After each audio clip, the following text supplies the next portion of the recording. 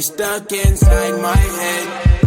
Remembering you and I analyze all those things you said. You told me you loved me.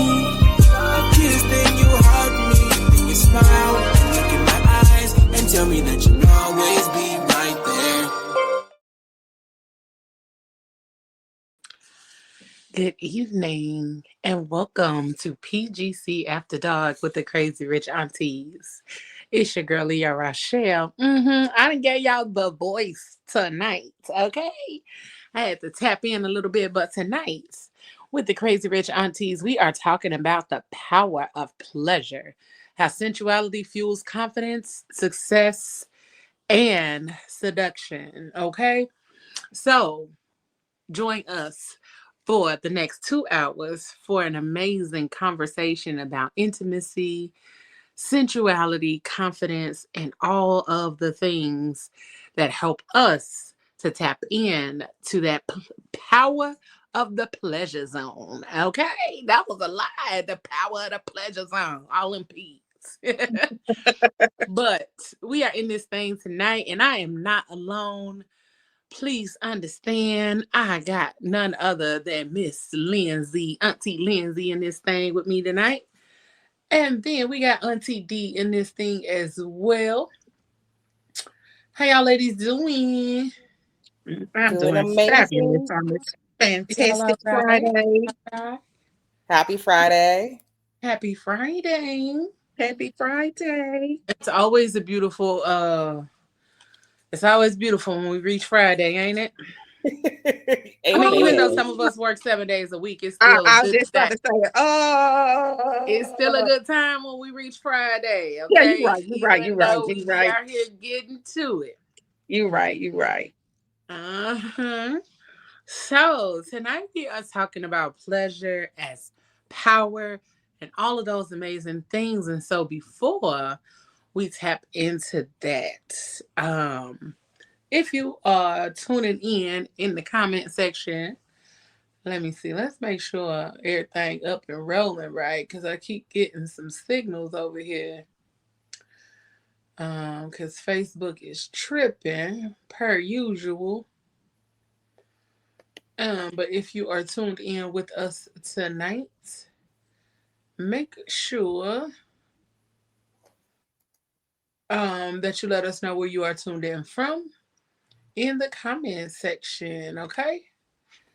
All right, we're going to try to add Facebook back in a little while, because for right now, it's tripping. um, Sorry for the delay. Yeah, it came up on PGC Media, but I don't know what it's doing on the other pages. I don't know what's happening there.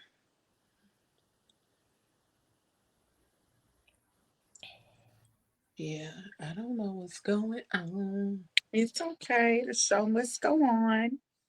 Listen, Facebook does its own little thing when it wants to, and then it decides, oh, okay, now I want to do something else. I don't want to go left no more. I want to go right. So, yeah, never mind. We're not gonna worry about Facebook. Um, but if you are tuned in tonight, make sure you make sorry. You hit that like and that share button, y'all. I'm sorry. I'm over here trying to do too many things at once. We know what you meant. We know what you meant. Too many things at once. Hit that like and share button. Share with your peoples. Also, if you are not subscribed to the YouTube channel, please make sure you do so. We would greatly appreciate it. But again, tonight we are talking about pleasure as power. And one of the things that as I prepared for this conversation with you all tonight, the one thing about the title that kind of drew me in was how it builds confidence and success. Like I had never thought about pleasure in that way. That pleasure was able to build my confidence and self-esteem and help me to understand my self-worth and helped me to understand how to make better decisions because of me tapping into my pleasure and me tapping into those things that give me pleasure. Um, and I found a video that was on TikTok. So I'm gonna play this video real quick so you guys can take a look at it and you guys tell me what you think. So 6 days ago, I decided that for 30 days, I was going to prioritize my pleasure because I realized I don't even know what I like to do. Like, I don't even know what I want because I don't even know what I enjoy. And a couple of things that I've realized, one is that I don't trust my judgment. And I've kind of been treating my pleasure like an alcoholic treats alcohol. You know, like they can't just have one drink. That's what I feel like. I feel like I'm so afraid that I'm just going to like go off the deep end. I understand it doesn't make logical sense. But in my mind, that's how this came up. It's like, I'll touch enjoyment and then I'll get spoiled by it, you know? Because I had the thought that was like, what if I prioritize pleasure and then I find out that it feels really good to like enjoy things and then I want to keep doing it, you know? And then the rational voice in my head was like, that sounds like a plan. You mean, what if you just enjoy your life for the rest of your life? But it's like it felt indulgent to even be happy for a moment. And I'll tell you what happened. Day one, I was like, oh, I'm not so sure about this. And I kind of like dipped my toe in and was like, oh, this could be nice. You know, I like this. Day two, I was like, fuck yeah. Day three, I'm like, all right, let's keep it up. And at the end of day three, I was like, no, it was too much. It was too much. You had too much pleasure. So I realized that it takes me apparently 72 hours of feeling good before I'm like crawling out of my skin and really nervous of like always looking around like the other shoe's gonna fucking drop. What if someone catches me having fun? So anyway, I'm on day 6 and I went for a walk before work this morning and it was nice, but I also low-key kind of think that I got burnout from like trying to be happy, and I don't want to force myself into trying to feel happy because, you know, like that's resistance to like negative feelings. So for day 5 yesterday, I was like, you know what would actually make me really happy? To just stay in a big XXL sweatshirt all day with the windows open while it was raining and watch a show on Netflix. So that's what I did. And honestly, that's why I woke up this morning and was feeling good. So like pleasure doesn't necessarily have to be productive. Is that true? I heard the rational part again. It makes too much sense sometimes. I have to shut it down.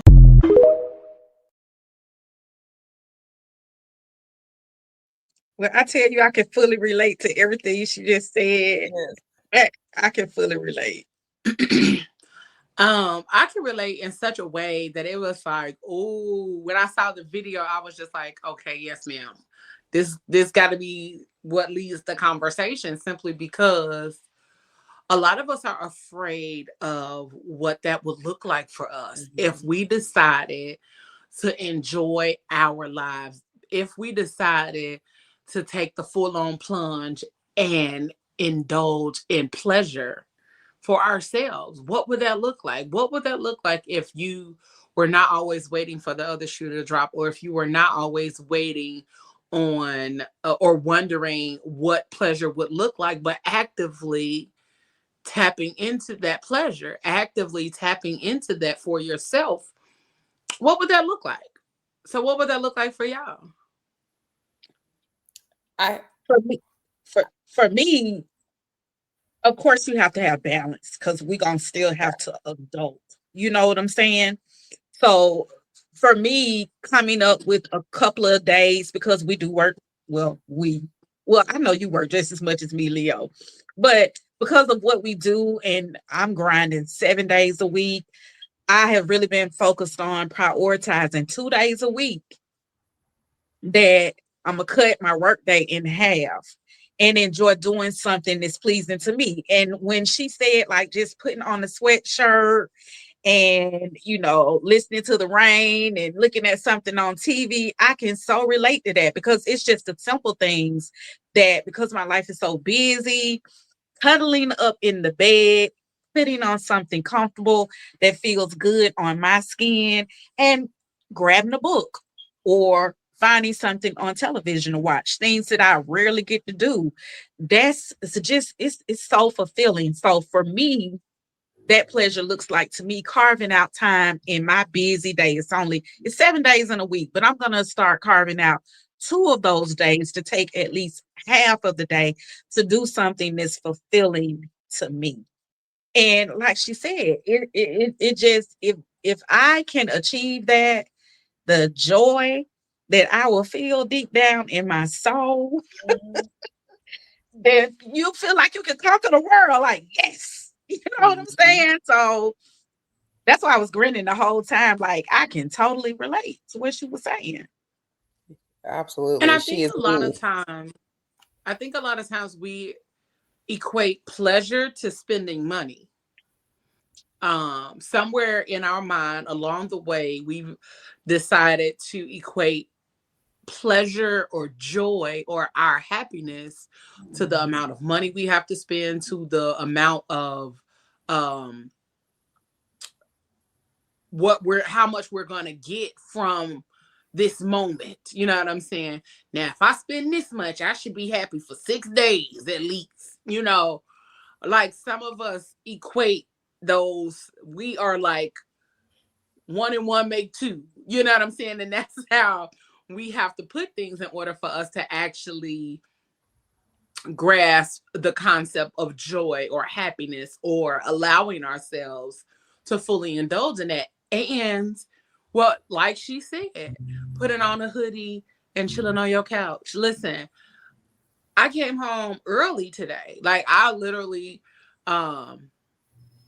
decided today, okay, I'm gonna work all morning because it was raining here. I worked all morning and I said, okay, 2:30 I'm done because I gotta go pick up my nephew. My sister called. I'm gonna go get him. Bet.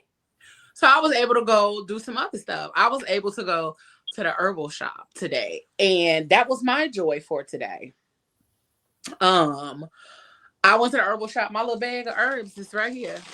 Like I went to the herbal shop and bought stuff that I wanted, like stuff that I needed. It was literally I spent $29 for this bag of happiness. Y'all see how big this bag is?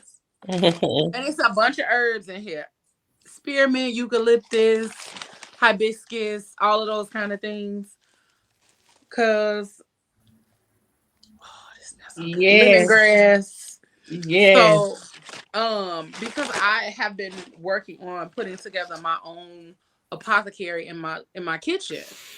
Because I'm in a herbalism course right now. And so just taking the time to do those kind of things, tap into what I want to be able to do, what I want to enjoy, how I want to enjoy those things means so much to me. And then I went to a plant shop because I have a friend here who has a plant shop, but she wasn't there. So I was like, it's okay, it's cool. That just give me another reason to come back to, tap into her store and whatnot. But we don't give ourselves the room to do that. But at the beginning of the year, what I did also was create a solo date jar. And in a minute, I'm gonna let y'all keep talking and I'm gonna go get my jar so I can show it to y'all. But what I did was I was purposely intentional about making sure I do more things this year. Have I done something every month? Yes. Was it planned? No. Like I ended up just doing stuff. So I went to the movies and just simple things like that. Went to the movies. I went to an event yesterday, which was really dope. And that was kind of like my part of my solo date. The rest of it is going to be tomorrow. But really being intentional about those things, spending time with myself, tapping into myself, and like she said, tapping in to know what I like, know what I want, know all those things. Because if you don't do it by yourself, how are you going to know what you enjoy with somebody else? I totally agree. Real. That's so real. When she was speaking, when I was in Washington State, because I just moved to Baltimore, I was always working. I was working I had 2 jobs, and I didn't know Indeed, what it is, pleasure and Doc. joy looked like. One full-time, no, actually 2 full-time jobs, and also doing community work. And then also, Lindsay, if I need you, I got you. And then I'm on 2 boards. So I was always doing something. And then I moved here, I worked for 3 months, and I've been unemployed ever since. And so now it's more of like, what just joy and pleasure? First, it was me resting and taking care of my spirit. And now it's like, I just really enjoyed listening to music this morning and not moving for a couple hours. And then now it's like going for a walk with my dog or sitting outside. It's stoop season, by the way, in Baltimore. So going on the stoop and watching the motorcycles go by and the kids riding their bikes was just pure joy and smiles and doing wheelies, down the street. And the elders walking down the streets, saying hi. So finding joy in small pieces, it doesn't have to cost money. It just needs to bring some sort of joy. And I'm learning what joy is, and I'm so glad I got this time to find out what joy looks like for me before I have to go back to work and get back into the grind, because then I can say, I don't want to do all of these things. I need to take care of myself. Today's a joy day. Mm-hmm. Absolutely. I was very intentional about my joy too when it came to my 40th birthday. Mm. It was so much that happened prior to my birthday. So, ooh, the week leading up to my birthday last year was like, oh, this is what we doing, huh? So, the people that were supposed to go on my trip with me, all of them bailed. Mm. Like every one of them. Cool. Bet. No worries. I still booked my massage. I still booked everything. I still did what I was going to do. Because I was like, you know what? Ain't nobody finna stop me from celebrating my birthday. Right. Absolutely. And the Monday or Wednesday before my birthday, I got fired. I was like, well, they just give me more time to prepare for my birthday. I was like, well, okay, cool. See y'all when I see y'all. And I went on about my merry little way.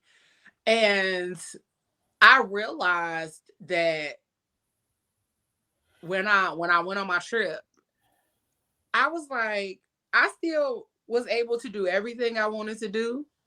I didn't have to worry about nobody else's thoughts, feelings, emotions, or desires on that trip. And even though I wanted it to be a big to do and a big thing for my 40th, because, that's what we talk about, like celebrating, making those milestone birthdays a big thing.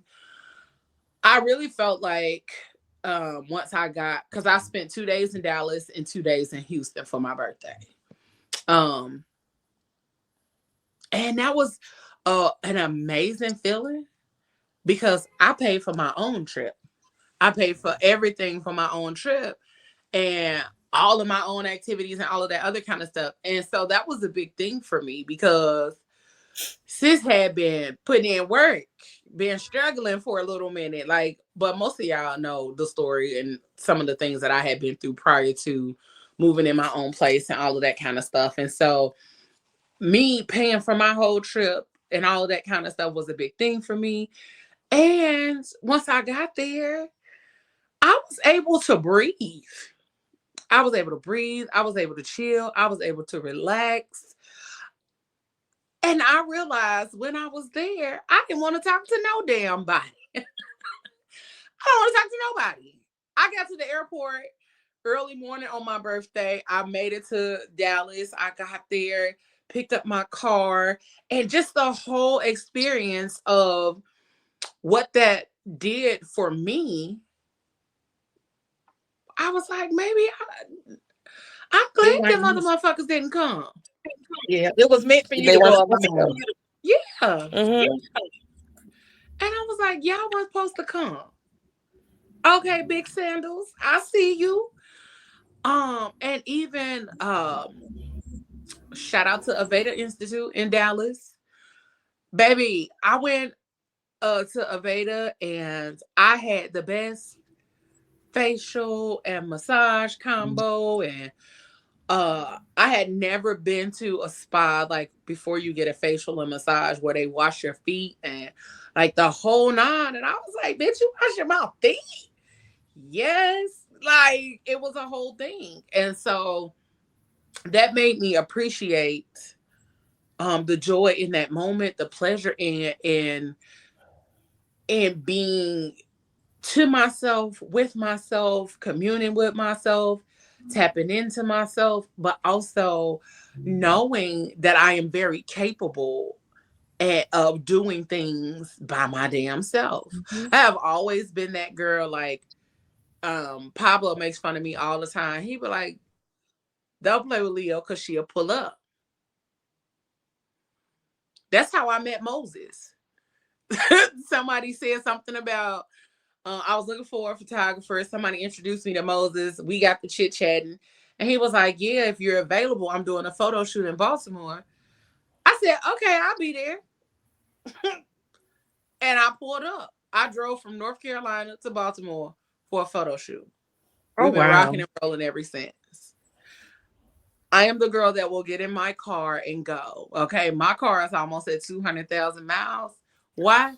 Because I will get in my car and go. I've been everywhere in my car. Atlanta, DC, Virginia, North Carolina like 900 times, back and forth to Chicago. I've been everywhere. But that peace that came with that kind of joy and that kind of freedom is something that we can never put a price on. The connections, the relationships that I've been able to build have been an amazing thing in that time frame. And so I don't regret none of it. Hey Tiffany.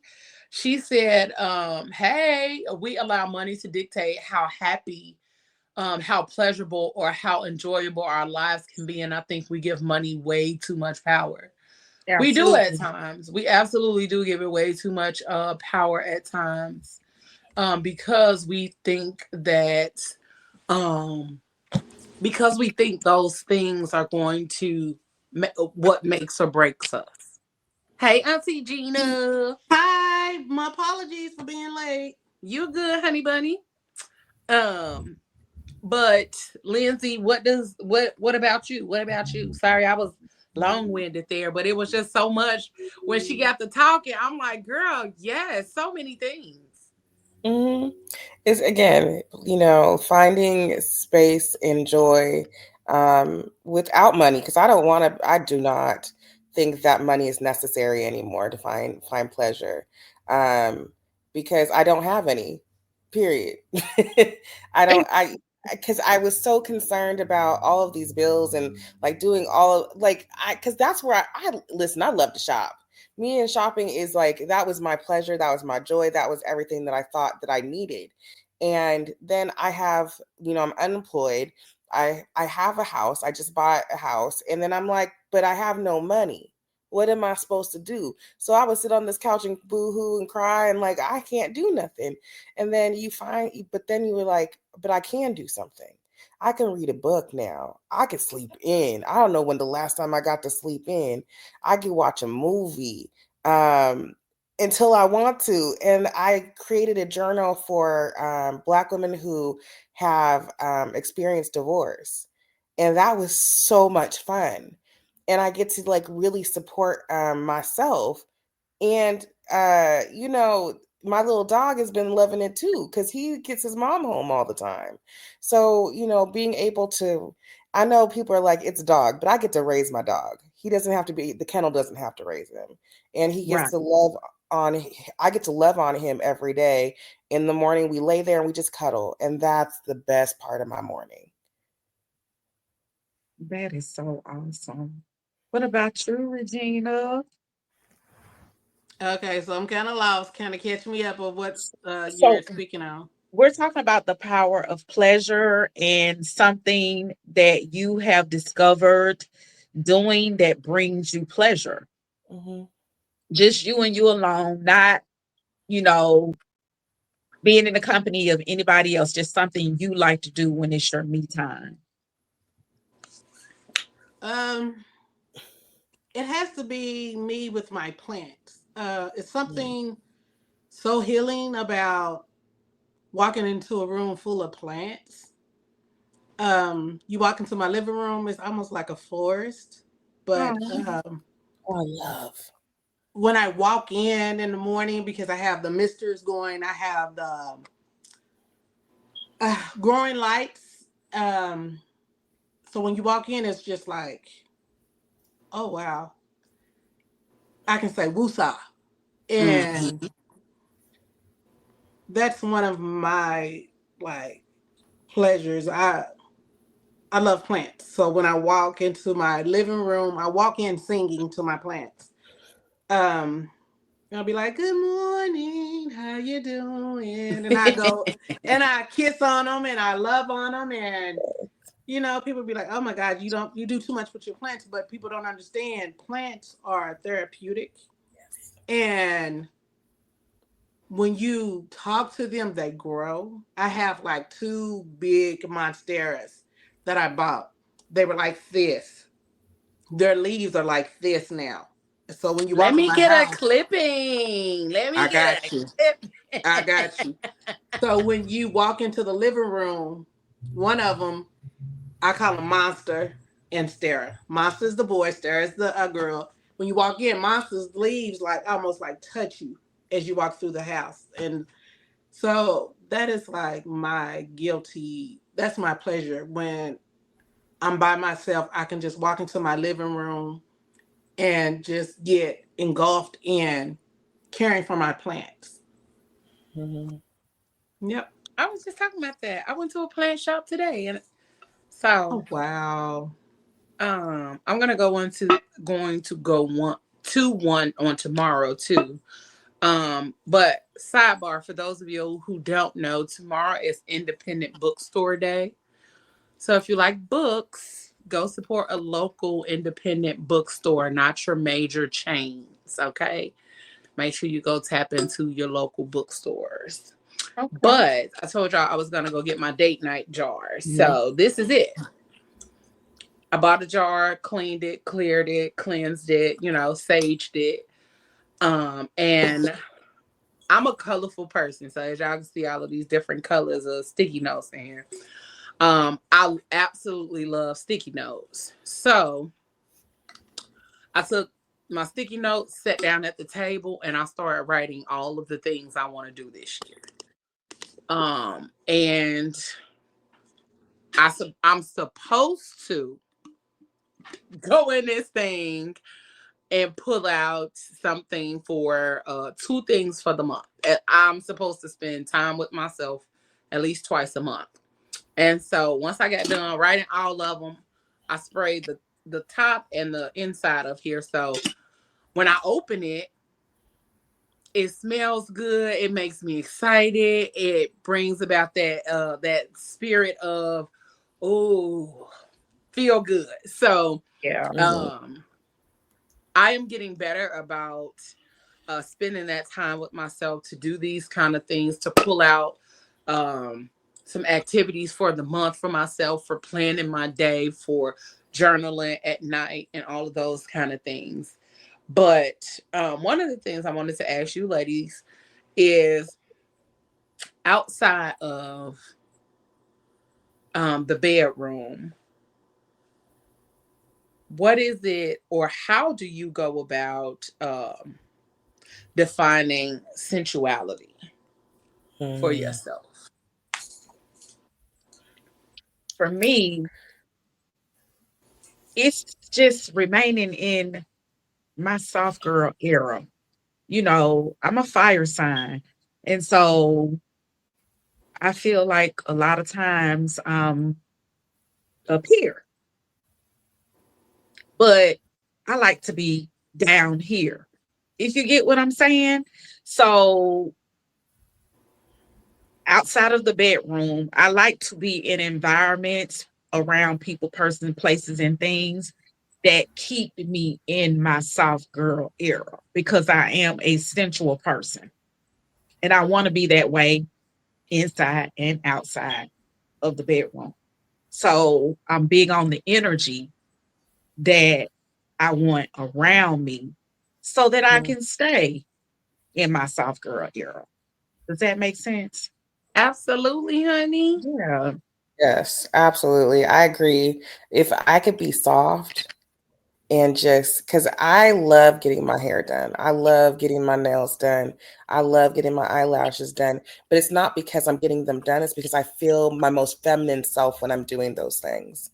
And even when I can't do them, I'll do it myself. I'll do my own hair, or I will. I'm not good at lashes yet, but we're working on it.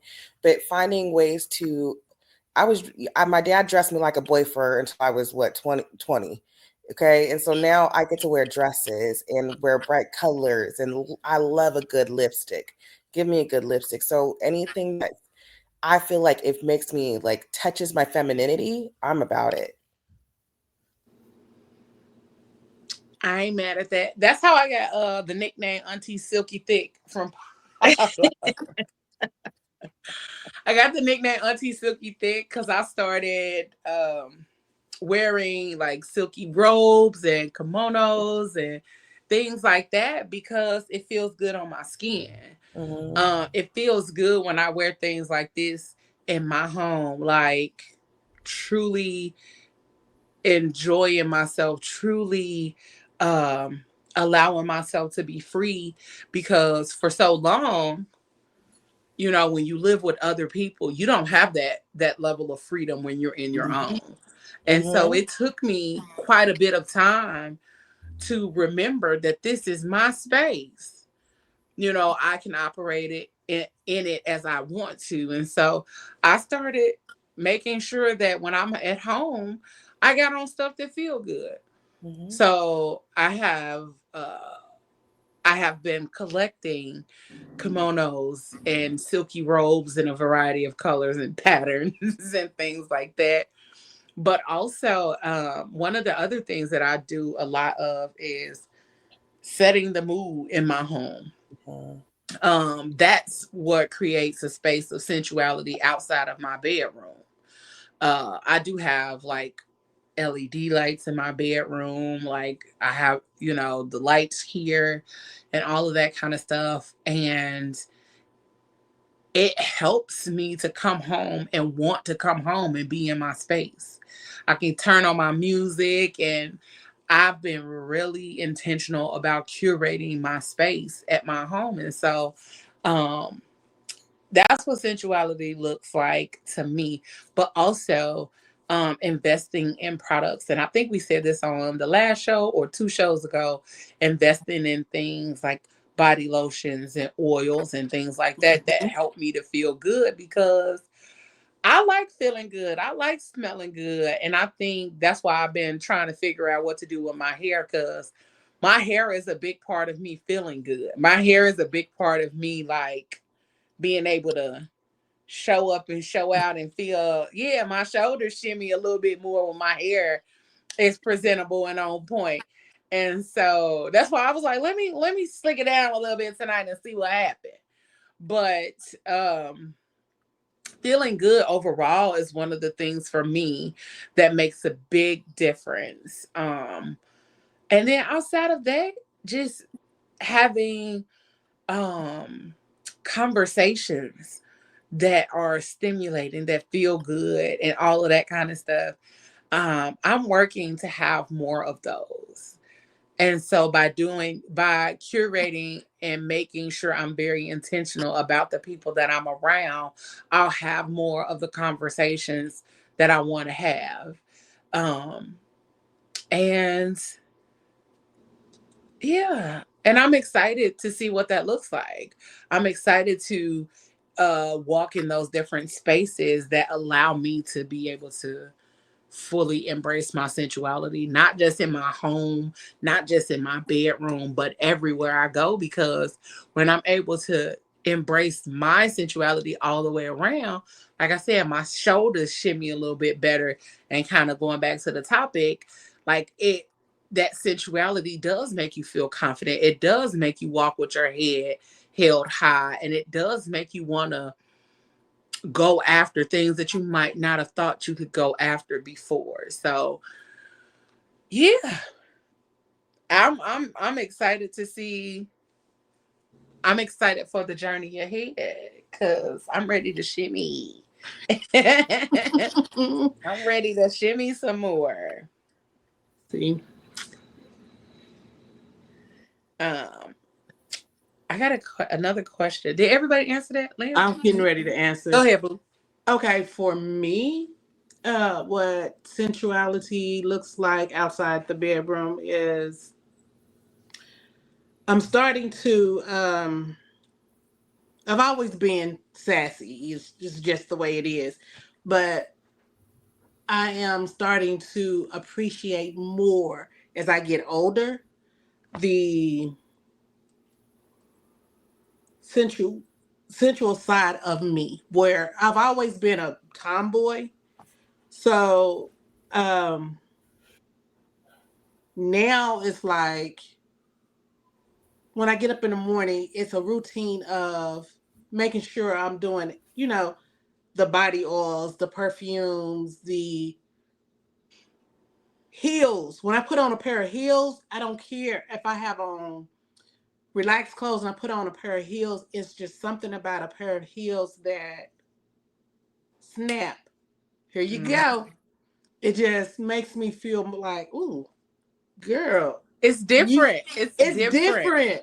It's like I don't wear a lot of lipstick, so lipsticks, for some people, lipstick is the thing. But for me, For when I me, put on a pair of heels, it's like as soon as you put your heels up, it sits your body up and it makes you say, Mm-hmm. hmm. I'll just walk into work in my heels and they be like, well, what's going on today? Baby, my name is Gina. Have you met me lately? Of course, I'm going to wear some heels. Of course, I'm going to get up and show up for myself. So, absolutely. I'm not trying to, dress for anybody but myself. It just makes me feel good when I put on those heels and I put on a cute little outfit and put on my little lip gloss, and then it just kind of that sensuality kind of oozes out, and they be like, "Okay, girl, Hmm. I feel you, I see you," and it makes you feel good. It makes me feel good Mm-hmm. inside. So yeah, that is something I gotta give me a pair of heels. Give me a pair of heels. And yes, it just brings me. I can be in my room and put on a pair of heels with some lingerie and be like, nobody in the room but me and my heels and my lingerie. Come And it's on now. just, I'd be like, you know what? Sometimes you have to dress yourself up. Absolutely. You don't have to have a man in the bed with you to make you feel good. So, Come on. sometimes I go take me a good old hot bubble bath, put on my body oils and lotions, and put on my little lingerie. And I say, oh, let me put these heels on. Get in the bed, have my little feet kicked up, be like, sit back and be like, girl, you look. It just makes me feel good. Because if I'm making myself feel good, whenever God decides to send me a partner who's suitable for me, then I'll be able to express that sensuality toward them. And I don't really need them to validate me because I've already validated myself. But Hmm. it just kind of oozes over into your relationship. Absolutely. Real. Um, I love how you said that you're gonna put your heels on no matter what. Uh, Yes, baby, got to. I'm not a heels girl, but um, I am. I'm a socks girl. I'm a long socks kind of girl. And those kind of things for me, like you said, that's what helps me. I'm also a fishnets girly. Mm-hmm. Um, if somebody out there sells plus body stockings, holla at your girl, okay? Because I love a good body stocking as well. Mm-hmm. Um, that's my other thing too, like fishnets, body stockings, the long socks, all of that kind of stuff. I absolutely love it, especially wearing the body stockings underneath something that somebody would not even think I would be wearing a body stocking under. I have on a whole body stocking, then have on a t-shirt and some shorts or some, a long dress, and then all you see is the little lacy stuff up here. Yeah, because I don't want you to see the rest. Right. Because the rest of it is for me. You just gonna get this little Mm-hmm. extra that's up here on the neck. Yes. But really tapping back into those kind of things too for myself, Regina, because I think we forget that. I think we forget sometimes that that's what helps us. Yes. Um, that helps us to fully tap into those other sides of ourselves, like the sensuality and the intimacy and being able to tap into all of that on our own. Because then once we get, like you said, once we get a partner, then it's going to be so easy for us to Yes, translate that ma'am. to them. But you have to Mm-hmm. be in it first for yourself and with yourself before you're even able to do it with somebody else. But that also comes with like having an understanding of who your body, uh understanding of what your body is capable of doing. Capable of. Yes, Mm-hmm. Yeah, ma'am. like your body is capable of so much more. And I wrote a poem. I think it's on my phone, and I'm gonna read it before we leave tonight. But it's a thank you letter to my body. Um, Mm. because a lot of us don't find the time to appreciate and have a conversation with our body because it does so much, and we take it all in stride like that's what it's supposed to do. But yeah, but also say thank you to your body for doing all the things that it's supposed to do without hesitation or reservation, because if your body decide I don't want to breathe no more, you in trouble, my boy. You know what I'm saying? Yes, So ma'am. we really do have to take into consideration all the things that our body does, Mm-hmm. appreciating it, but also pushing our bodies to the limit Limit. sometimes, because sometimes our bodies get so used to being sedentary. And I know that's kind of the space I'm in because I drive all day.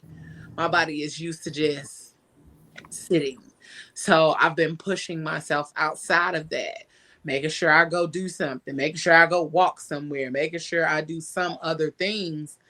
But also, when I come home, I've been intentional about hula hooping. That's my thing. I cut on some music and I hula hoop. I test myself to see how long I can go.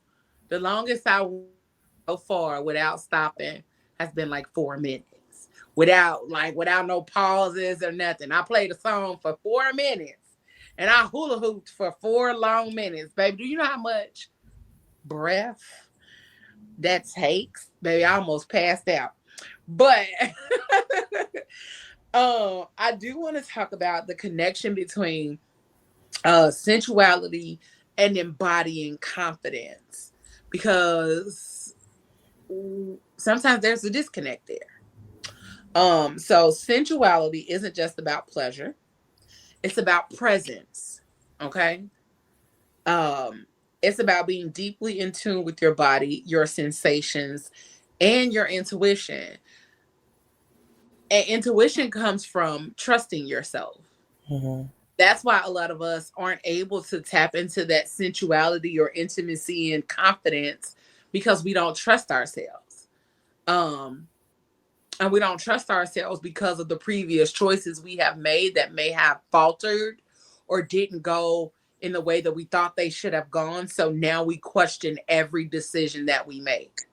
So now we can't even tap into being sensual or confident or present or having that intuition, because our mind is like, when you did this before, that shit didn't work. So I'm finna put you on alert. You're gonna stay on alert, and then until you're able to sit down and fully trust yourself again, you just gonna be on alert, sis. But when you cultivate sensual awareness, you're learning to listen to your body's wisdom, okay? To trust what you feel and to move through the world with intention and grace. This is the root of embodied confidence, the kind that doesn't just look good on the outside, but radiates from the inside. Ooh. When you feel powerful in your body, that power shows up everywhere, In your career, you're more assertive in meetings, more magnetic in presentations, and more likely to take bold, unapologetic action because you trust yourself to feel when it's right. In relationships, you set clearer boundaries, communicate your needs with clarity, and attract people who honor your presence because you honor it first. You cannot expect somebody to give you something that you aren't doing yourself. Mhm. If you are not honoring your presence, honoring who you are, honoring what you bring to this world, then nobody else is going to do it either. So be intentional about making sure that you honor those things. Um, Honoring yourself and expecting others to honor you as well. In your daily life, you're more resilient, more joyful, and more at ease because you're not battling yourself internally. You're living in your body, not just thinking from your head. A lot of us do not understand that we are so in our heads all the time Mhm. that doing anything that does not constitute us overthinking is an issue. Or if we just decide to say yes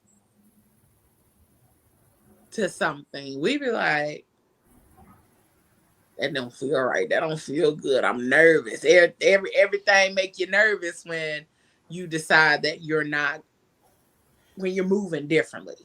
So in your daily life, um, make sure that you're not just thinking from your head, but you are absolutely operating from your body. Your body needs you. Your body enjoys you being present in it. A lot of us, including myself, overthink um, a lot of the things that happens in our bodies or with our bodies. So we can't fully be, again, going back to being present. We can't fully be present because we are in our head thinking about, damn, my foot hurt. I wonder why my foot's hurting. My foot been hurting like this all week. I think I need to be able to, maybe I should go to the doctor. You know what I'm saying? And then we have this whole rhetoric and this whole streamline of thoughts happening over here. And that thought bubble is growing and growing and growing and growing. And your ass can't even be present in the conversation that you're having because you're looking at this person and your thought bubble is about as big as a storm cloud over here. So um embodied confidence isn't performative. It's not about pretending to be fearless or flawless. It's about being so grounded in your sensual self, your breath, your voice, your skin, and your rhythm that your power becomes unmistakable. You don't have to dominate the room. You just have to feel yourself fully. And when you do, success flows, not because you chase it, but because you are it. Okay? Um, that's good. I like that. That was Yeah, some that's deep. um and I think a lot of times just when we think about confidence, um when you think about confidence for yourself, what makes you confident, or what do you feel is one of those things that you do that embodies confidence? For me, just doing me, you know. Oh, Fantasia. I mean, like for real, just doing me. Because what I find 2/3 of the time is that, like, I'm the matriarch of my family since my dad is dealing with dementia, and so I get pulled in a lot of different directions. So when I have the opportunity to just do me, being meaning I'm prioritizing me, I'm learning how to say no, I'm learning how to put me first and what's fulfilling to me. And what's fulfilling to me right now is just being still. Come So on, talk I've about it. Where's my I've always Tangerine just at? yeah, I've always been on the go, like all the time. Like I've been on the go since I was like 12, but that was because I chose to be on the go because I was one of those type of young ladies that whatever was going on, I wanted to be there. Whatever was trending, whatever was popular, I was sociable. I wanted to be there. But fast forward into life and growing and, being mature and slowing down, being in my soft girl era, being a big girl, in my big girl panties on, however you want to word it. You know what I'm saying? Just being still. Like, no, I can't do that today because I want to be still. That's the sensuality for me. That's being successful in my sensuality for me. That's me embodying my sensuality, being able to unapologetically say no and choose me and be still and not just be whoosh, whoosh, whoosh, whoosh, whoosh, whoosh, whoosh. Ooh, Does that make sense? Makes a lot, Yeah. makes a lot of sense. Definitely. And just piggybacking on what you were saying earlier, Leo, about I really commend you, what you did for your 40th birthday, despite everybody falling off, you still took the initiative to move forward and travel along. That is a goal of mine. That is a goal of mine. I want to just be in a space where I can just say, you know what? I'm about to book a flight and I'm out. Just do choose a city. it. Just choose a city. Like, say, for example, if I be like, okay, Leo, I need to get away this weekend. I'm about to fly out to Indianapolis. Come on, girl.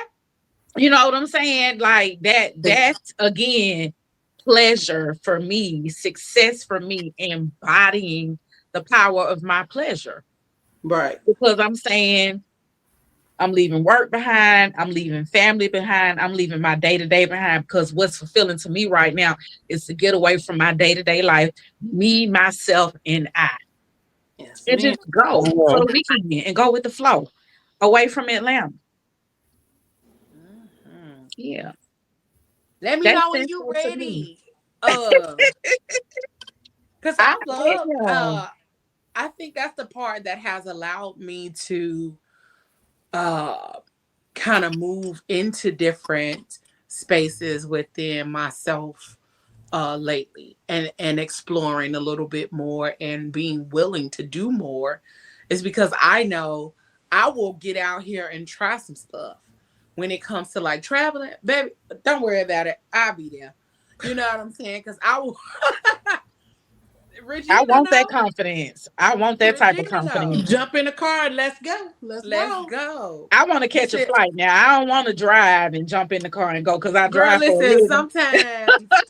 sometimes them road trips be a whole Be the lot fun. best. They be the They be the best. I best. We have bet a I good bet they time. are, y'all. I Yes. bet they are. But after driving for 10 years, I'm like, when I ain't working, I do not want to be behind the wheel. I just Oh, don't. listen, I'm good with it either way. Me too. Cause um we drove to Baltimore Yep. for a podcast festival. Drove to Baltimore, drove back. Had a great time. You know what I'm saying? We had a good time there. We had a good time on the road. Like we was just chilling, we was talking, we was singing, we was all Yep. the ideas was popping and flowing and Regina writing in her notebook and we talking about ideas and all of that kind of Yes. stuff. Look, Yes. Um, noted. Noted. yeah. Regina and Leo like to drive. I catch a road trip with y'all. I just get Girl, in the Listen, get in the back back seat, seat. bro. Let's Get in the roll. back seat. we Like, went yes. to I pay we for the went gas. to Y'all drive. Alabama. Yep. We went to Alabama. We went For to the fashion Huntsville show. for a fashion show. It was me, Regina, Ayla, and Genesis. They Yes. drove Okay. down here, and I drove to Huntsville. We had to pull over a couple times because we got caught in the storm on the way down there. But we had a good time. Some years ago, I drove to Philly for a weekend, like a BBW weekend party. So, baby, I will drive. I do not care nothing about driving. I will get in the car and go where I want to go. But being that I'm able to trust myself in that way and just be willing to get up and go, it's really hard for me to think that I can't do too much of anything else. I have always been there. Oh, I could do it. I just got to figure out how. Mm-hmm. And then I really don't need to figure out the how. I just need to see how it works, and then I can do it. Because I talked myself into becoming an artist, into becoming a painter, into becoming a musician, all of those kind of things. And it's like, girl, you just be out here doing shit. and learning how to overcome that fear, because it was a book I read years ago. It was called Feel the Fear and Do It Anyway. And that's a real thing. You are going to feel the fear. You are going to feel every bit of that fear that is running through your body. That is everything that is telling you not to, everything that's telling you all of the things that could possibly go wrong. But you still got to do it. Yeah. Mm-hmm. Or if it's something that you really want to do, you should still do it anyway. Because the fear is there to throw you off your path. The fear is there to make you feel like, oh my God, I just can't.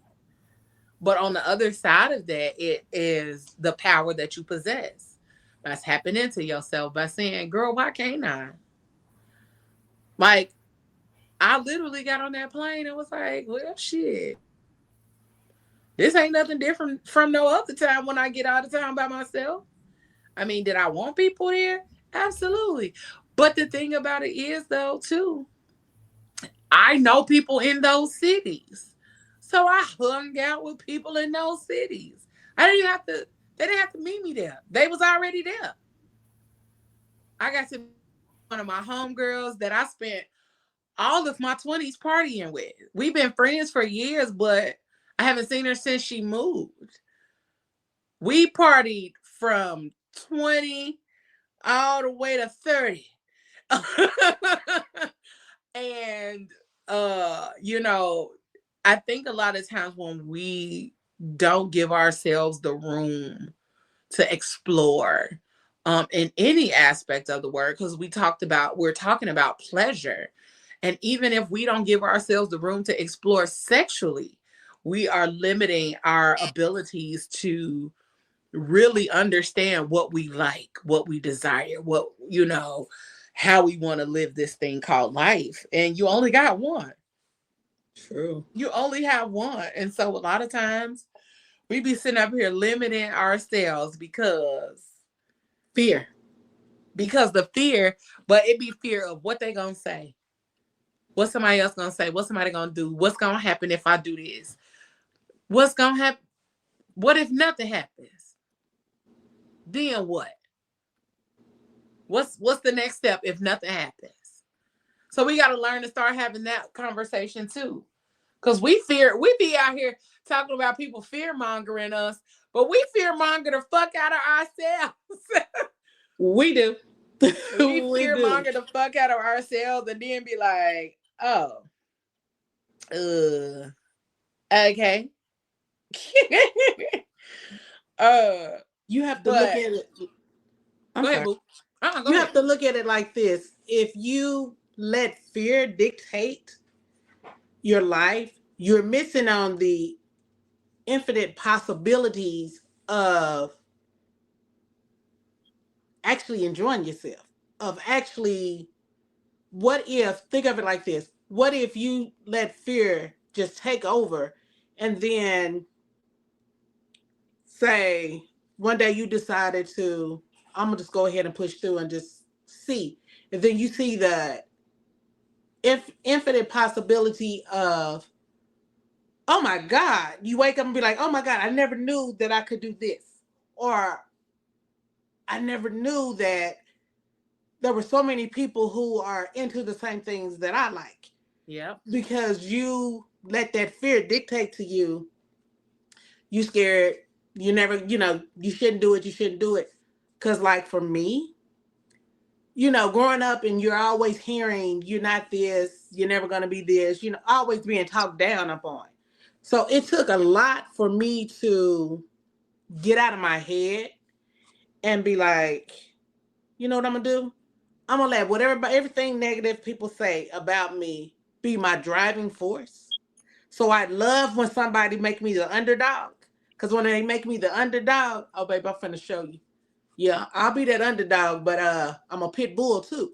So I've just came to, and I think as I get older, you start realizing you can't let that past dictate your future. Mm-hmm. And you can't let what Absolutely. people say about you determine who you want to be. So Mhm. you have to push through. And if you have a goal to be a doctor or a writer, I want to be a cinematographer. So, at first I was like, girl, you too old to be going back to school. But at the end of the day, my drive is more than my age. So it's like, I'm not going to let that stop me. And I'm not going to let my fear of failure stop me from pushing through. Mm-hmm. Because I got a goal and I know what I want to do. And every time I see it, I vision it in my head. So your girl is pushing through. And I'm just like, And she is. I'm pushing And through, pushing she through, pushing is. through. So it's Hey. like, yeah, don't ever let fear dictate your future. Cause that infinite possibility of what could be, it's right there on the other side. Mm-hmm. Right there. Right there, right there, right there. I'm not gonna fear traveling alone. It's my goal to travel somewhere alone by the end of 2025. Come on, goals. Come on. Now you know what you can do since you have that fear? Let me tell you what I used to do. I used to take city trips by myself. When I first Yep. learned to travel by myself, I would travel to the next city by myself for the weekend. And then, I'll explore it and do whatever I need to do. And then before I knew it, I was jumping on a plane. I was driving to another state or out of the country by Mm-hmm. myself. So I mean, you just got to do baby steps until you get used to it. And That's once you what get I used think. to it, honey, you're gonna be like, "Where you going?" I'm getting on a plane. Listen, Mhm. and you be ready to go all the time. That All Mm-hmm. the part. time. That part. But I also think that comes with me being one of the like in my friend group, I think I'm the only one who does not, me and Marcy are the only two that don't have kids. I was just gonna say that too. That has probably been something that has held me back for a long time. And then soon as my youngest daughter graduated from high school, then I had the responsibility of caring for my dad that Mm-hmm. has dementia. So it's like now it's been a year since I haven't had to care for him.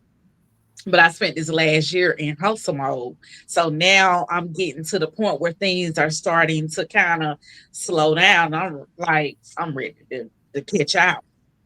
So Mm-hmm. yeah. Well, come I can't on wait to then, share my girl. experience with y'all. I'm gonna do it. I'm going to do it by the end of 2025. All Come right. on, honey. So I want to talk a little bit about the art of seduction. Okay. Mm. I love. Okay. I ooze when I can be in the mood or in that space of seduction or seducing. Um One, it is like the funnest thing ever, okay? Uh it's the funnest thing for me because it never has to go a direction you don't want it to. But my favorite part of like the seducing thing is taking the pictures.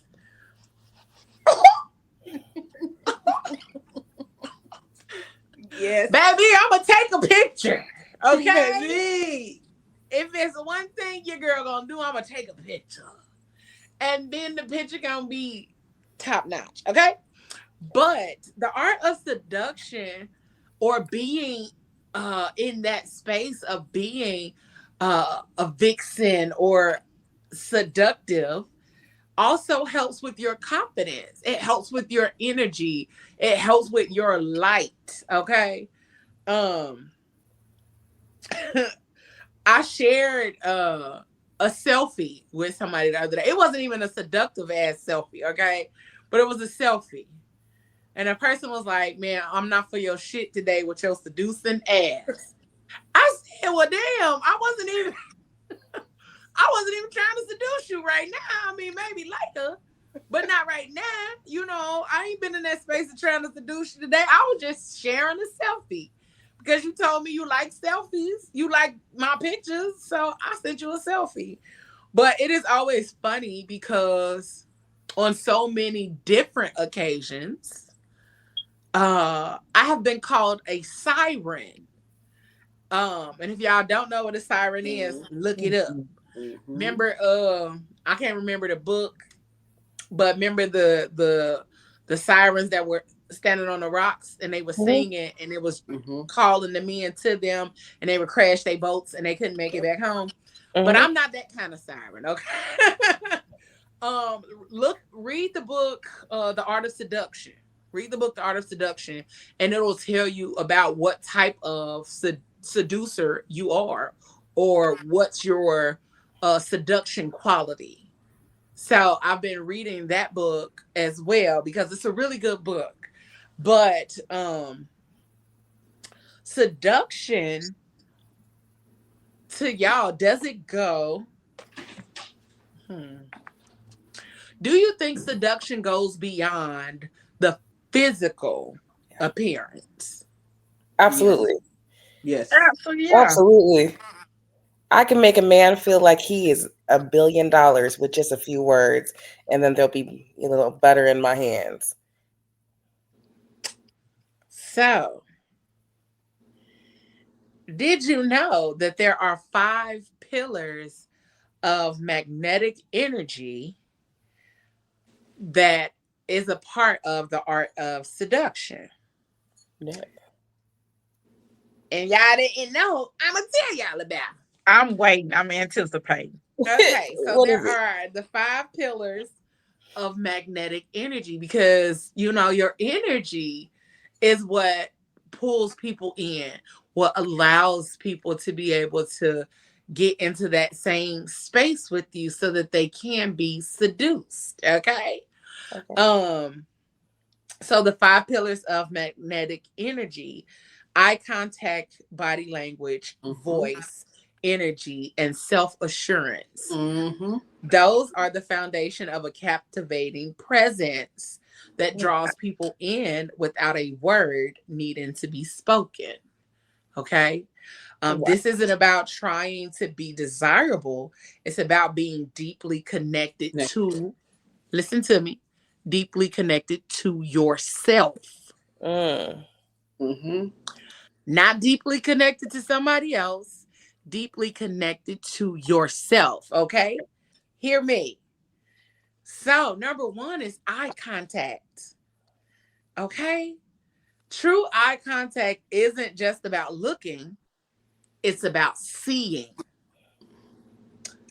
When your gaze is steady, curious, and open, it communicates to the other person that you are confident, present, and emotionally available. Okay? All of that right there, confident, present and emotionally available. Listen, let me tell you something.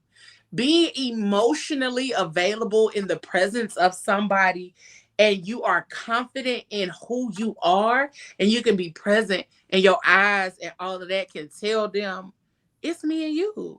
Okay? Baby, All right. it is, and let me tell you, it's one of the fastest ways to form intimacy, even in everyday conversations. That's why people say eye contact is important. Important. But also, don't be a creep when you looking in somebody's eye. This is so Because funny that to me. energy matters, okay?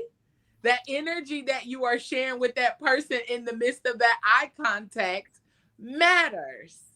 If your eyes are saying, I'm gonna fuck you up, and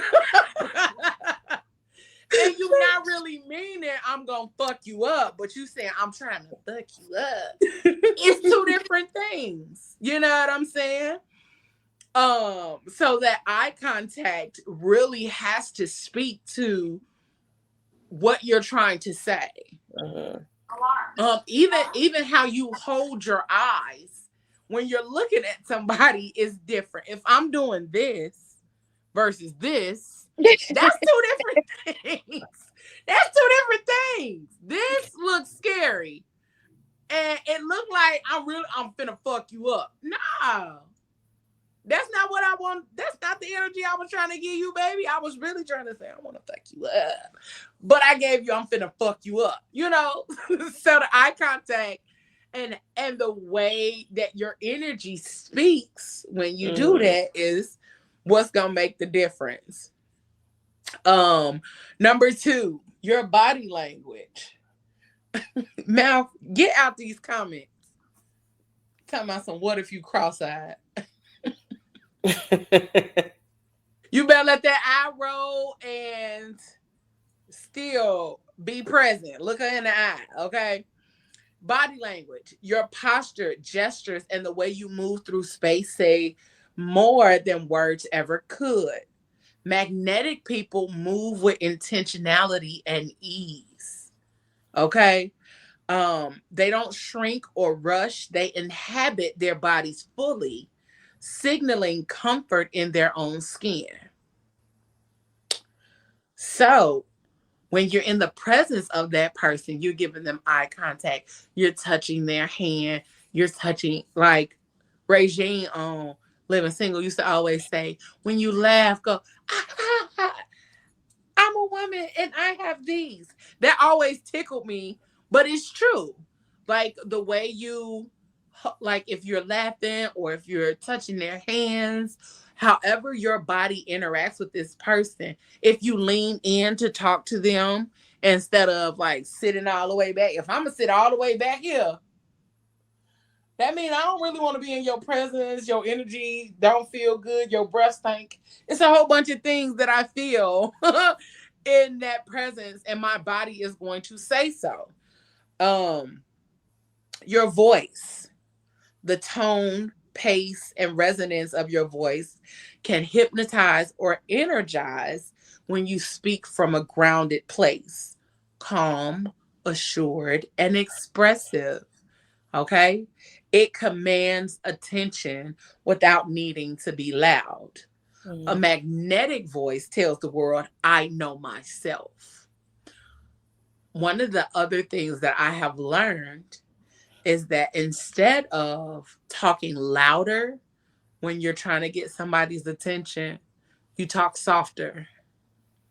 You talk softer for the fact that it is going to make them lean into you. It is going to pull them into you, and when you pull them into you, now you have their undivided attention. Now they have to focus on what you're saying so they can hear you, they can understand you, then they can process what's being said. Um, I learned that, one, in therapy, but two, from a public speaking class, is that when you're talking to people on a day-to-day basis, you don't want to talk loud. And I remember trying it out the first time. It was because somebody at a restaurant was trying to be real disrespectful. And instead of getting loud and doing all of this, I cussed them out in this voice, real nice, real soft. And he didn't know how to, the manager didn't know how to handle it at that point in time. Because I wasn't fussing and cussing. We wasn't loud. We wasn't ranting and raving. It was a simple, listen, you're such and such and such and such and such. You know, just talking in that tone. That man was out of his wits. But how you operate and how you talk, how you show up, then tells the world I know myself. So also when you're in the presence of somebody that you are attracted to, talking loud is not the way that you go about making sure your presence is known and understood either. Um your energy. Okay, number 4, your energy. This is the vibe that people feel when you enter a room. Okay. It's your emotional frequency. Is it calm, playful, fierce, sensual? Magnetic energy is cultivated through presence when you're not trying to impress or prove, but simply by being. Okay. Some people have to learn what it's like to simply just be. Also, sometimes when we think our energy may be saying one thing, it may actually be saying something totally contradictory to what you think it's saying. Cause you may be tense, your body is tight, you got your face look like don't come over here, don't talk to me, don't fucking look at me, just go away. And your energy is also saying that, but you might think you sitting there looking seductive. And that is the farthest thing from the truth. And then number 5 is self-assurance. The quiet power of knowing who you are and not apologizing for it. This pillar ties the others together. When you move from a place of inner validation, it allows your eye contact to be steadier, your body language to be more fluid, your voice more compelling, and your energy more magnetic. Okay. So that is what it is like to cultivate that space, that art of seduction, and all of that good stuff. Listen, the art of seduction is so powerful in many other instances too. It is powerful when it comes to having conversations with the opposite sex. And I mean, whether it's business or personal or any of that, those conversations, the way that you show up, man, it's such a big difference in how people receive you. So um sometimes we enter spaces with chaotic energy, especially if we're running late. We running late, our energy is chaotic, our energy is low. And so it is okay for you to take a breath, for you to take a few seconds to gather yourself, to ground yourself, and then enter that space. Because if you don't, what will happen is um, we always talk about the transference of energy, good or bad. But when you enter a space and your energy may be chaotic, your energy is just kind of all over the place because your mind is all over the place. You're like, oh my God, I'm late. What they gonna do? What they gonna say? Blah blah blah. Da da da da da da da da. So you're entering that space with all of this energy, and now it has thrown you off. But also, your energy may not throw everybody off, but it's gonna throw off at least one person, possibly two, maybe 5, depending on the amount of people in the room. So that's why it is always good to mind your own energy. Just like you're supposed to mind your own business, make sure you mind your energy. It is a amazing thing to mind your own damn energy. Okay? Okay. Because we be out here raggedy as hell on a regular basis and be acting like we not.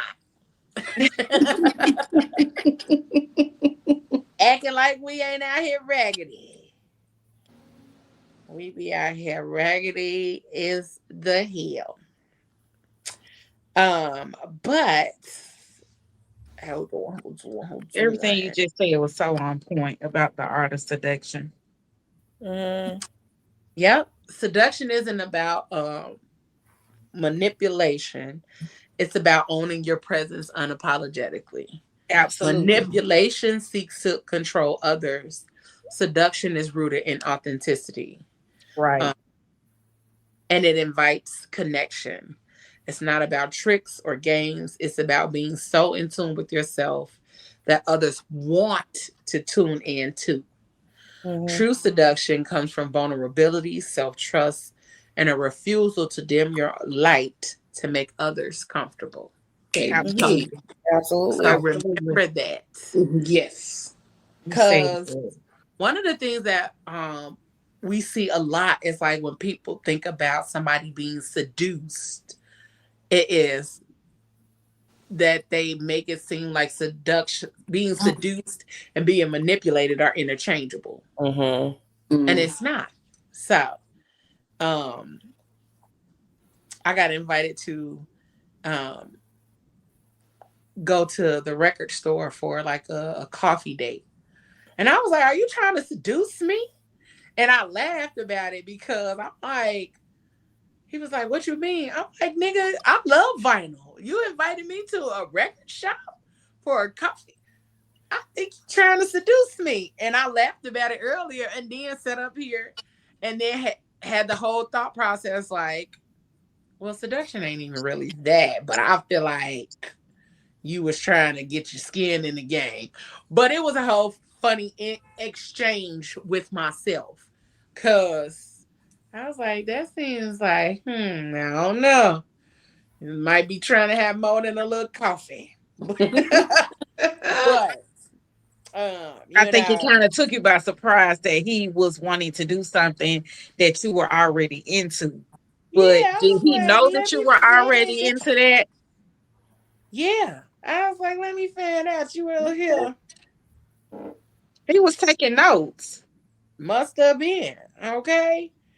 Um, but let me ask y'all this, and then we're gonna talk about mastering the art of seduction.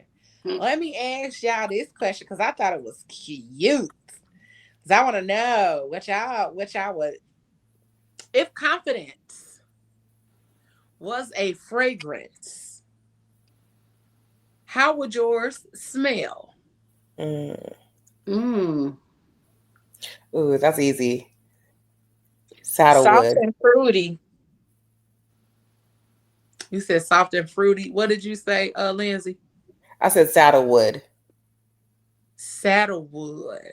It's like an oaky, spicy scent, and it's like earthy, so it grounds you, but it gives like off this like spice that kind of makes it like, a little tingly. Okay. Mm. Okay. Okay. What about you, Regina? Um. Hmm. That's a good question. It would be like a mixture of like spices and fruit, like real sweet fruit kind of mixed together. Mm. Okay. I think that describes you well. It does. I think that because she's been talking about how she is typically sassy, but she's coming into her soft girl era. Yeah, Yeah, so I think that was I very can see that. descriptive of you. Yeah. Yeah. Thank you. You're I'm trying, welcome. y'all. I'm trying my best to stay in my little soft girl era because, honey, I'm a Yeah. roughneck. I grew up being a roughneck, and I just want to be soft. Something just. Hey. But it's funny Hey. because when I do my videos for like my social media, it is so easy for me to come off like sensual, and I don't even try to do it.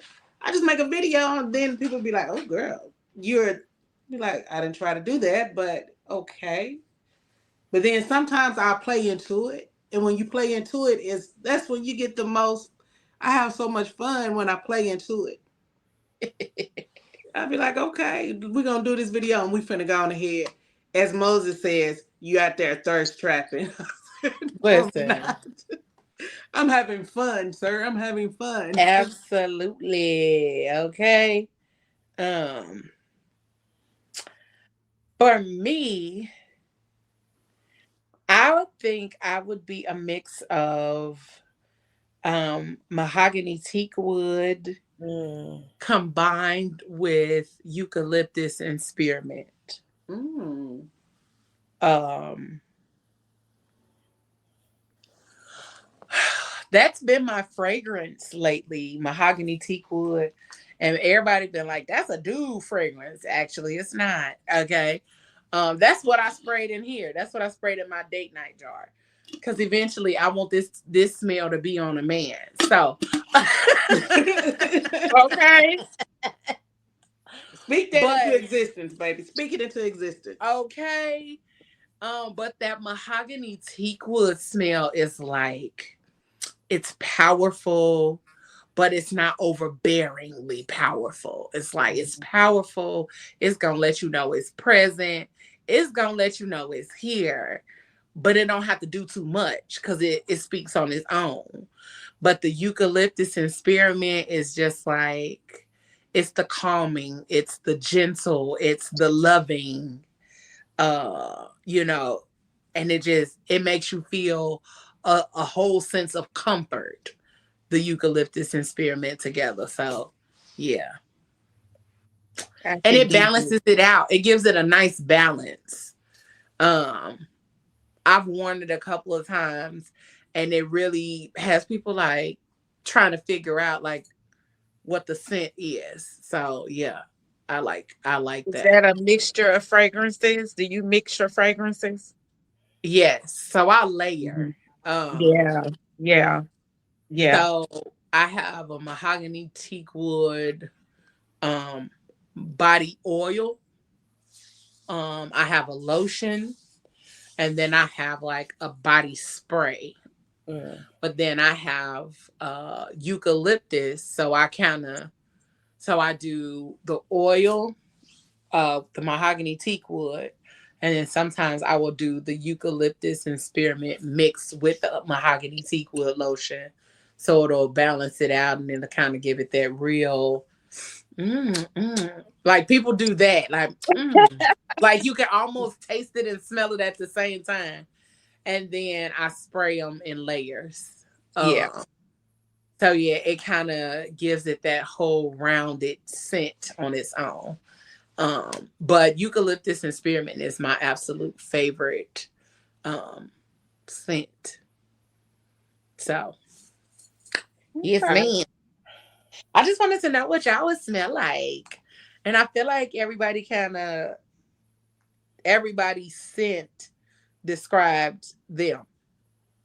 Mm-hmm. Everybody's scent described like your personality. Even as I was saying, man, I'm like, oh well, shit, there it is. Oh well, that makes sense, you know. Um,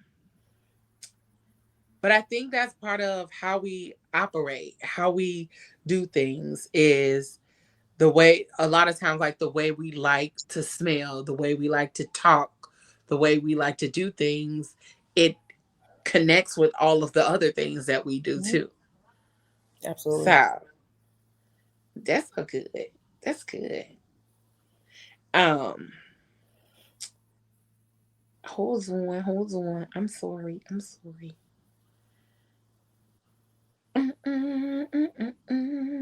Sorry. I was pulling up some more notes because I said we was gonna talk about mastering the art of seduction. Do y'all feel like y'all are very seductive creatures? I feel like I am given the right atmosphere and given the right uh person. Yes. Okay, come on, person. Yeah, given the right atmosphere. And then what's crazy is the times that I feel like that I've been seductive. I know when I am. I can recognize it. I'm always taken aback. It always happens spontaneously and like I'm caught off guard because typically my natural resting face is serious. So if you see me just abruptly start skinning and grinning and cheesing and smiling, and the body language is giving this good energy, and the voice starts, yeah, like, yeah, Mhm. that is me They mastering they my didn't woke art her up, huh? yeah, They didn't like woke her up. exactly. You don't tapped in, like it's about to give all, like you should be able to recognize it, because yeah, Mhm. Mm. yeah, Come Yeah, on absolutely. then. What Yeah. I'm about with you? you. Well, Regina, I already know for you. What is it? Girl, you always like not always. I'm not gonna say always. I'm not gonna put a definite on it. Mm-hmm. But um with you, a lot of times that what I've been able to witness is your gentleness um is what makes you seductive. Yeah. Like you're not very even though you say you like a tomboy and stuff, even when you're in your gentle space and in your softness, that's when you're most seductive. Yes. I've seen you be that way. And I'm like, okay then. And you know Okay, one look thing I've at noticed her. when I Okay, look become at her. when I get in my soft girl era, I'm touchy feely, and I don't really like to be touchy feely. But when I'm around somebody that makes me comfortable, and Mm-hmm. it's so easy for me to just like reach over and I'll just rub, and it's something about me rubbing on them. It's like that energy flows through my fingers, and it's just Mm-hmm. I'll be like, oh my god, it's a turn on to me to just rub. It's something about the skin, and for me to be that comfortable where I want to touch on your skin and rub on your skin and just uh yeah. So if I'm doing all of that, best believe, baby, I'm getting ready to try to turn you out. But that's just me. That's just me. Not turn you out. And I that's can so me. relate. I can so Okay. relate. I And can that's so relate. me. Because it's like sometimes I'm just like, I'll just look at a person and be like, they can be sitting across the room and I just look at them. And if I got eye contact, You said it's that ass is over. mine. It's just in my head that masculine energy kind of pops up and be like, yeah, I'm taking you down. But then it's like I don't want to be like so masculine, be like, yeah, I'm taking you down now. Let me come on and sit right here by me. Let me rub on you a little bit. Let you feel my energy. Let you feel it's coming through. Because baby, what you don't know, getting ready to turn you every which way but loose. But that's But just me. loose. Come Okay. on with it. Yes, it's like cat Right, and mouse. right. And And that's what it used to be back in the day. Like yes, the Mhm. cat and mouse is what made the chase fun. and that's what it is. It's that chase. I think for me, it's the element of you see somebody be like, oh, some people be like, oh, they're not on my level or I'm not their level. And I don't think I can get that person. But see, for me, it's all about that. Oh, so you say I can't? Let me show you what I can do. Mm-hmm. And it's like, I don't want you, but it's just that cat and mouse type of exchange. And then after I get you, I'll be like, okay, baby, nice talking to you. And then I go about my business. But then I walk away with a little pep in my step and I'm smiling because I was like, oh, you thought? Oh, you just don't know who I am. They don't call me Right. I sassy for did no it. reason. Mhm. I came, I conquered, and I left. But that's Right, how, right. that's just how I feel. And I love that cat and mouse exchange. It's just, I don't know. I feel like I haven't been in the seductive space, I'm going to just say I haven't been in the presence of somebody who has had me want to be seductive or whatever. My sensuality and seductiveness usually happens when I'm by myself. When I'm feeling good, when I'm feeling right. Lately it's been when I've had that hair, okay. When I had my little Farrah Fawcett popping off. That's what's kind of had me in those moods, but also just a lot of the work that I've done, a lot of the healing work, a lot of the grounding work, a lot of working through things and situations has put me in a better space. So I'm able to tap in with myself. I'm able to be present with myself and be, in those modes. So, um, yeah, I have moments, but they're generally when I'm by myself. But we're gonna talk about mastering the art of seduction, and then I'm gonna give y'all a few tips on the importance of luxury and self-care.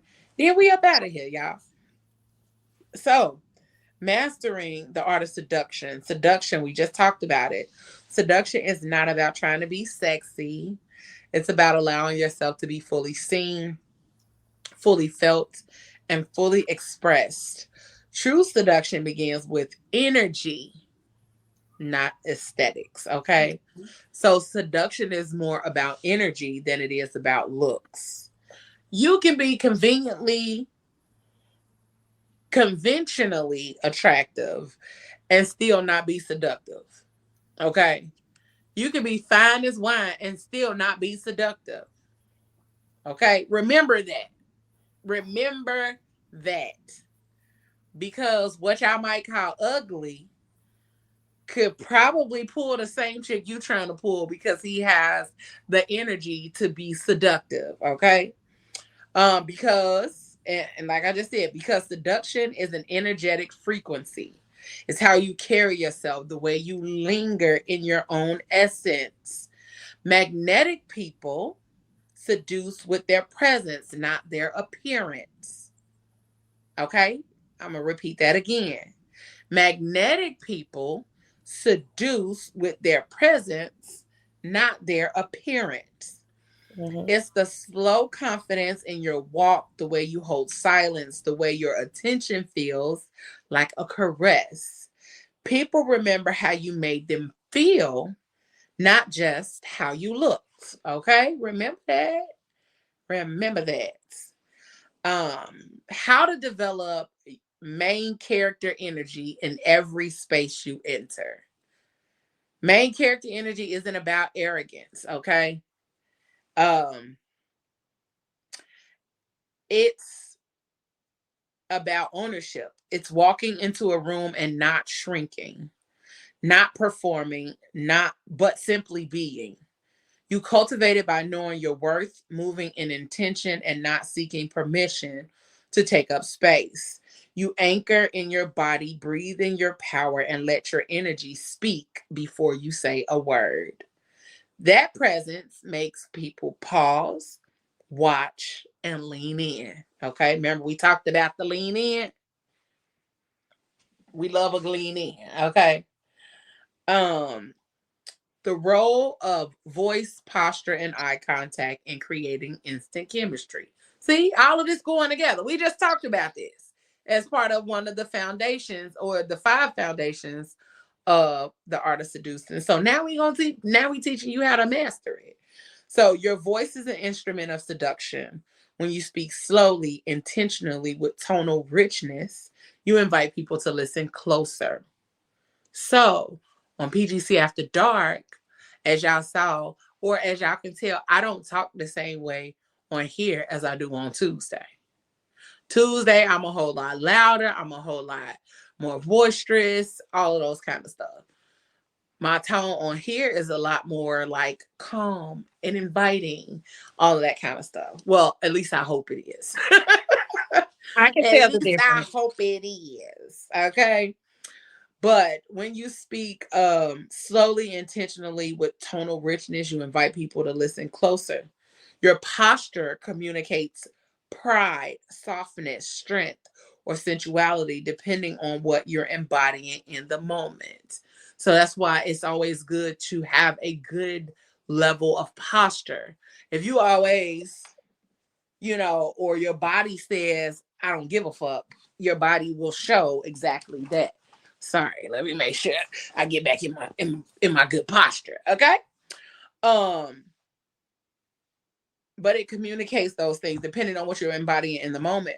Magnetic posture is upright but not rigid, relaxed but not careless. Okay.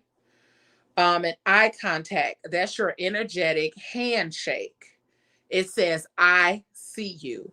And if you hold it with softness, curiosity, or just the hint of a smile, it can ignite unspoken tension instantly. Okay.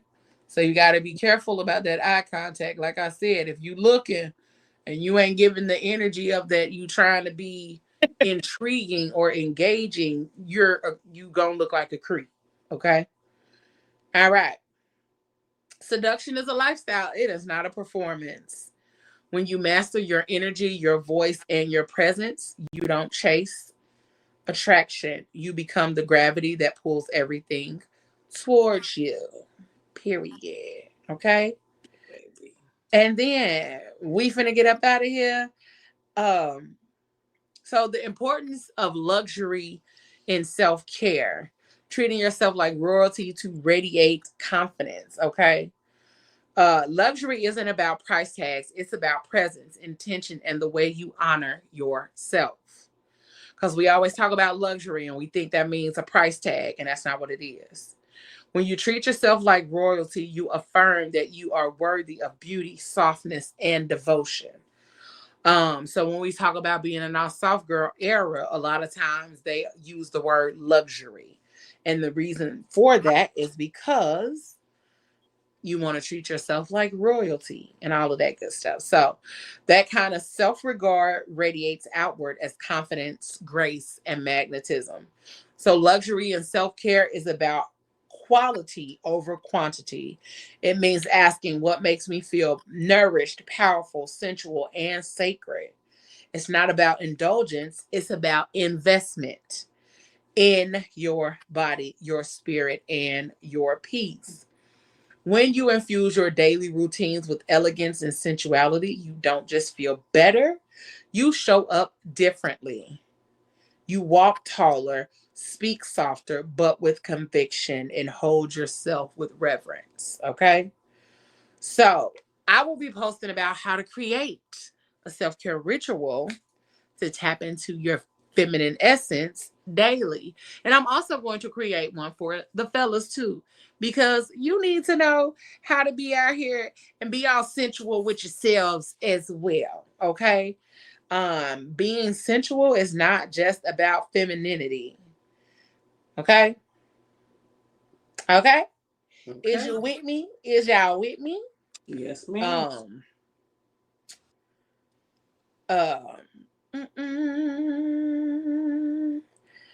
And on that note, we finna get up out of here a little early, just a few minutes.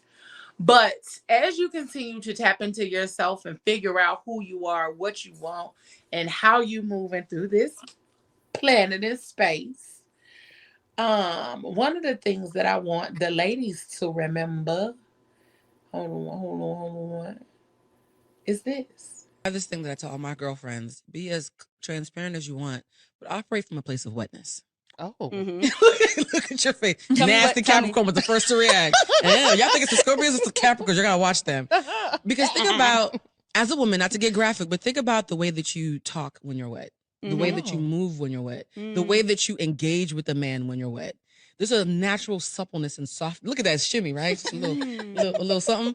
And so I tend to, whenever I'm getting too harsh, I'm like, operate from a place of wetness. And it softens me. I'm saying all the same things, but they can feel the difference. That's so good. I love it. I'm telling you, there was a guy, because I've been operating from wetness all year, and it's been working a little bit too well. I need to chill out. She's like, hold on. I haven't paid for baggage in a long time. The baggage claim guy, they keep on waving it like, it's okay, you can go through. I'm like, oh, my bad. I was making too much eye contact. This guy and he was walking me back to my room, and because I was lost at the hotel, And I was like, I'm so lost. I'm not sure where I'm going. Do you mind taking the lead? He said, good girl. Ooh! Wait, was this in Jamaica? Ooh, don't say, Cody, don't be telling my business. It was just giving.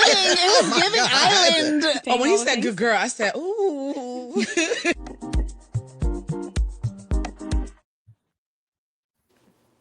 Love. Okay. So, ladies, as you are out here living your day to day and tapping into your soft girl era, remember to always speak from a place of wetness. I was just going to say mental note. Yes, always from a place of wetness. All right. So, we thank y'all for tuning in to another episode of the Fat Girl Chronicles After Dark, aka PGC After Dark. We thank y'all for tuning in.